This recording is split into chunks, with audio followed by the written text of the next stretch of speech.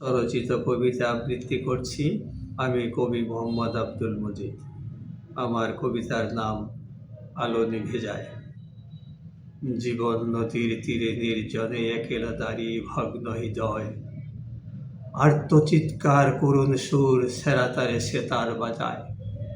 ধ্বনিত হাহাকার দিকে দিকে খাকারুদ্দুর অগ্নি জ্বালাময়। আলো নিভে যায় জীবনের মধ্যাহ্ন বেলায়। রঙিন স্বপ্নে বিভোর আত্মার সলিল সমাধি জ্যোৎস্নার জলে। কেউ নেই, কিচ্ছু নেই, শূন্য চারদিক, ভরা গাঙে জাগে বালুচর। কাল নিশির রাহুগ্রাস কেড়ে নিল ভিক্ষের ঝুলি, অকাতরে বিলিয়ে রক্ত ঝরা তপ্ত আখি লোর। বক্ষ নিশ্চিত শোণিত ধারা বয়ে চলে অবিরল। ভাটা হৃৎপিণ্ড কাঁপে থর থর দেখে লেলিহান শিখা।